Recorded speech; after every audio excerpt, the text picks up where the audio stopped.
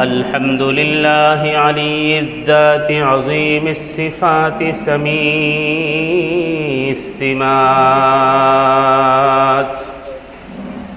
سميع السمات كبير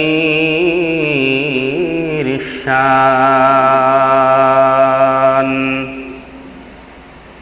جليل القدر رفيع الذكر مطيع الأمر جليل البرهان فخيم الاسم عزيز العلم وسيع الحلم كثير الغفران جميل الثناء جزيل العطاء مجيب الدعاء عميم الإحسان سريع الحساب شديد العقاب عليم العذاب عزيز السلطان ثم نشهد أن لا إله إلا الله وحده لا شريك له لا ضد له ولا ند له لا مثل له ولا مثال له أما بعد فقد قال الله سبحانه تبارك وتعالى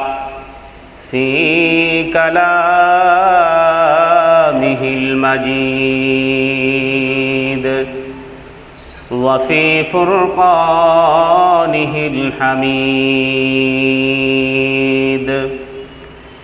فأعوذ بالله من الشيطان الرجيم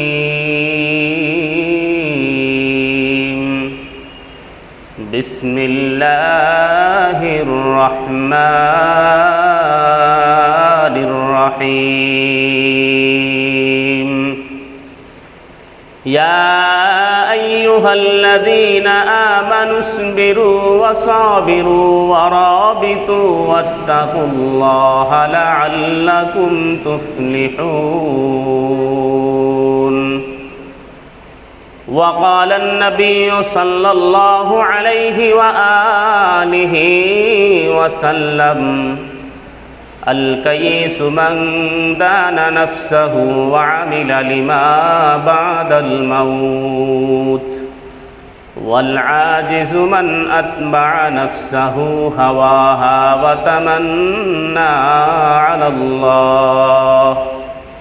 أو كما قال النبي عليه الصلاة والسلام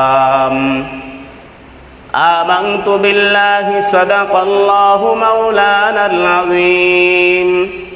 وصدق رسوله النبي الكريم ونحن على ذلك لمن الشاهدين والشاكرين والذاكرين والحمد لله رب العالمين সকলে মহব্বতের সাথে দুরূদ শরীফ পড়ি আল্লাহুম্মা সাল্লি আলা মুহাম্মাদিন ওয়া আলা আলি মুহাম্মাদ কামা সাল্লাইতা আলা ইব্রাহিম ওয়া আলা আলি ইব্রাহিম ইন্নাকা হামিদুম মাজিদ اللهم بارك على محمد وعلى آل محمد كما باركت على إبراهيم وعلى آل إبراهيم إنك حميد مجيد الحمد لله আল্লাহ জাল্লা জালালুহু ওয়া আম্মা নওয়ারুহুর আলিশান দরবারে লক্ষ কোটি শুকর এবং সুজুদ পেশ করছি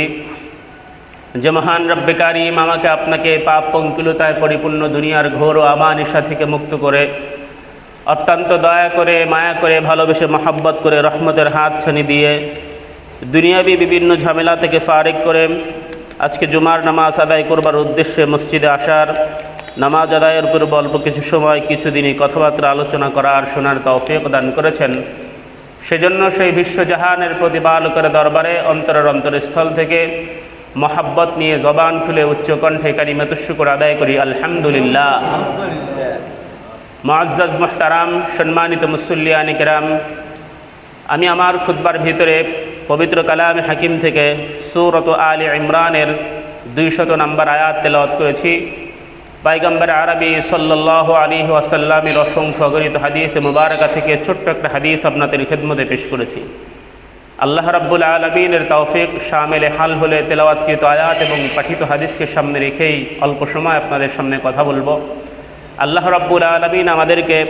কথাগুলো বোঝার, আমল করার তৌফিক দান করুন, সকলেই বলুন আমিন।